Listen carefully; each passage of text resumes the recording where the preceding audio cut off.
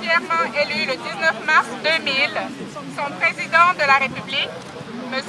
Abdoulaye Wade, pour permettre au chef de l'État de bien réussir son mandat, le peuple sénégalais a nommé une Assemblée nationale majoritaire. Cette élection a été le résultat d'une lutte acharnée contre l'ancien régime du président Diouf et devait mener à l'installation d'une véritable démocratie au Sénégal, avec une limitation du mandat présidentiel et l'organisation d'élections libres et transparentes.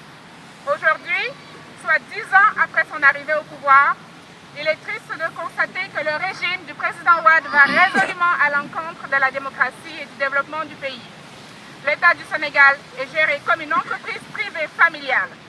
La Constitution est modifiée pour servir les intérêts personnels ou familiaux du chef de l'État, qui a confié de gros projets financés par des bailleurs de fonds internationaux comme la NOCI et le FESMAN à ses enfants, et qui a mis à la disposition de sa dame un budget national en qualité d'épouse du chef de l'État.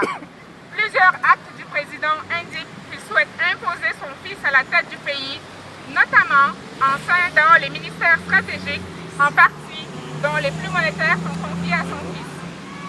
La corruption est érigée en mode de gestion.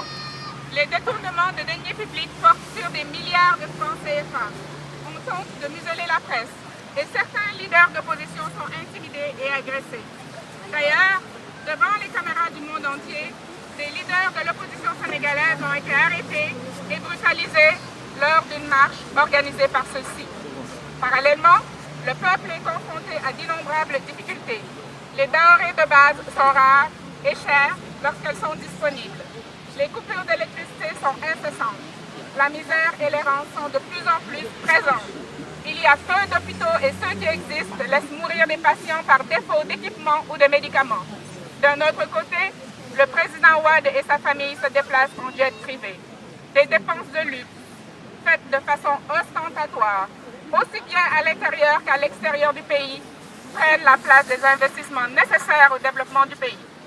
Afin de dénoncer le risque réel de sabotage de la démocratie sénégalaise et de lancer un appel au soulagement du peuple sénégalais, la diaspora sénégalaise du Canada, en collaboration avec les Sénégalais des autres pays du monde, appelle à une marche internationale pour dire non aux dérives monarchiques de la famille Wade, non à la cherté de la vie et pour sauvegarder les acquis démocratiques de l'état de droit.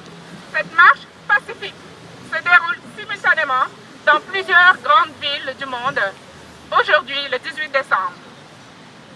Voilà, donc la marche va commencer ici, à l'intersection Pile et René Lévesque, pour se terminer à l'intersection Sherbrooke et McGill College.